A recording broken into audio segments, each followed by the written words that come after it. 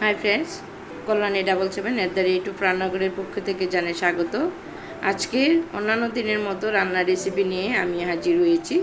আজকের রেসিপিতে আমার থাকছে কষানো ডিম। ওইটা পোলট্রির ডিমে আমি শেয়ার করছি আপনাদের সাথে। এর সাথে আমি শুধু টমেটো আর ক্যাপসিকাম ইউজ করব সবজির মধ্যে। তো আমি কিভাবে রান্নাটা করব এটাই আপনাদের সঙ্গে শেয়ার করছি। এর জন্য আমি পাত্র বসিয়ে দিয়ে আমি এর মধ্যে 4 চামচের মতো সরষের তেল দিয়ে দিলাম। গরম মধ্যে দিচ্ছি ওইটাকে।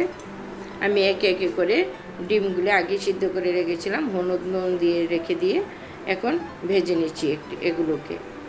তো এই রান্নাটা আমরা সবাই বাড়ি করে থাকি। তো আমি কীভাবে রান্না করছি এই রান্নাটাই আপনাদের সঙ্গে শেয়ার করছি। আশা করি আপনাদেরও খুবই ভালো লাগবে। যদি চ্যানেলটা সাবস্ক্রাইব করে না থাকেন তাহলে অবশ্যই সাবস্ক্রাইব করার জন্য অনুরোধ রইল। পাশে থাকা বেল আইকনও ক্লিক করবেন যেন নতুন কোনো আপডেট সবার আগে আপনাদের কাছে পৌঁছে যায়। তো আমার পোলট্রির ডিমগুলি একে একে করে ভাজা হয়ে গেছে। এখন আমি আস্তে আস্তে করে তুলে নিচ্ছি। এভাবেই আমি ভেজে নিচ্ছি। তো পোলট্রির ডিম ভাজতে গেলে অনেকটাই ফুটে, তার জন্য আমি আগে থেকে কাঁটা চামচ দিয়ে একটু ছিদ্র করে নিয়েছি। আপনারা ওইটা করতে পারেন, নাও করতে পারেন। তো এই রান্নাটা আমি এই তেলের মধ্যেই করে নেব। এখন দিয়ে দিচ্ছি 2টার মতো তেজপাতা, আর দিচ্ছি দারুচিনি 2টার মতন, 1/2 ইঞ্চি করে দিয়ে দিলাম। আর দিচ্ছি 4টার মতন এলাচি। ওইটাকে ভালো করে ফেটে তারপরে দিয়ে দিলাম। এখানে একটু লালচে করে ভেজে নিয়ে দিয়ে দিচ্ছি 2টা বড় সাইজের পেঁয়াজ কুচানো, ওইটাকে একদম ছোটো করে কুচিয়ে নিয়েছি। এটাকে একটু ফ্রাই হতে দেব। কষানো ডিমের মধ্যে আমাদের মশলাটা ভালো করে ফ্রাই হতে দেব। তো যতটা আমরা ফ্রাই করতে যাব ততটাই আমাদের রান্নার টেস্টটা আসবে।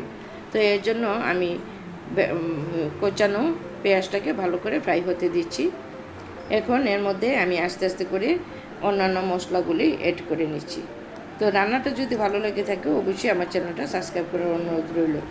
এখানে 1 চামচের মতো রসুন থেতু করে রেখেছি, দিয়ে দিলাম। আর 1 চামচের মতো দিয়ে দিলাম আদা থেতু। তো ওইটাকে আমি কাঁচা গন্ধটার জন্য এর থেকে দূর হয়ে যায়, যতক্ষণ সময় লাগছে এই সময়টা আমি নিচ্ছি। তো হয়ে গেল দুটোটাই দেওয়া। এখন ক্যাপসিকামটাও দিয়ে দিচ্ছি। এখানে বড় সাইজের একটা ক্যাপসিকাম নিয়েছি। আর দিয়ে দিচ্ছি টমেটোটা পুরোপুরি এর সাথে মিশে যাবে, এরকমভাবেই আমি এটাকে জাল হতে দেব, ভাজতে থাকবো কতক্ষণ। সাথে নুনটা দিয়ে দিলে নরম হয়ে যাবে তাড়াতাড়ি। এর জন্য আমি এখন নুনও দিয়ে দিচ্ছি। এর সাথে দিয়ে দিচ্ছি 1 চামচের মতো নুন, আর দিচ্ছি 1 চামচের মতো জিরে গুঁড়ো, ধনে গুঁড়ো 1 চামচের মতো। এখন কতক্ষণ সময় আমি ভেজে নেব এটাকে। এইভাবে রান্নাটা যদি আপনারা করে থাকেন আশা করি আপনাদেরও ভালো লাগবে। পরিমাণ মতো হলুদও দেওয়া গেল, আর দিয়েছি 1/2 চামচের মতন কাশ্মীরি লঙ্কার গুঁড়ো। তো রান্নাটা অবশ্যই বুঝতে পারছেন খুবই টেস্টি হবে। এখন টমেটোটা অনেকটা নরম হয়ে গেছে বা ভাজাও হয়ে গেছে।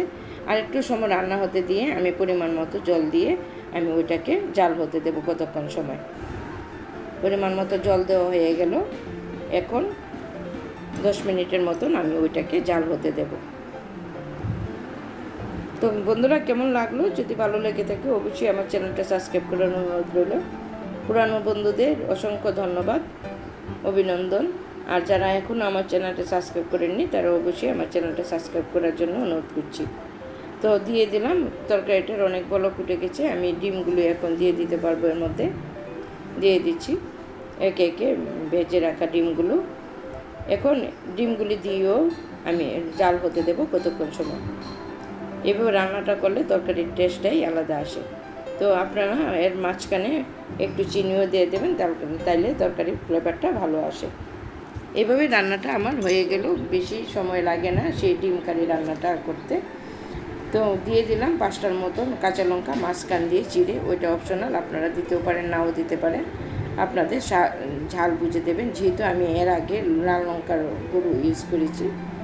তো কেমন হলো বন্ধুরা অবশ্যই আমাকে কমেন্ট বক্সের মাধ্যমে জানাবেন। এইভাবে রান্নাটা করে থাকলে আপনাদের সবারই ভালো লাগবে। ছোটো বড় লোকেরা সবাই ফ্রাইড রাইস, গরম ভাত, পোলাওয়ের সাথেও সার্ভ করে খেতে পারবে। তো পাশে থাকার জন্য ধন্যবাদ বন্ধুরা। এইভাবে আমাকে সাপোর্ট করে আপনারা আমার পাশে থেকে উৎসাহিত করবেন। তো ততক্ষণে ভালো থাকবেন, সুস্থ থাকবেন। অবশ্যই কমেন্ট বক্সের মাধ্যমে আমাকে জানাবেন। ধন্যবাদ।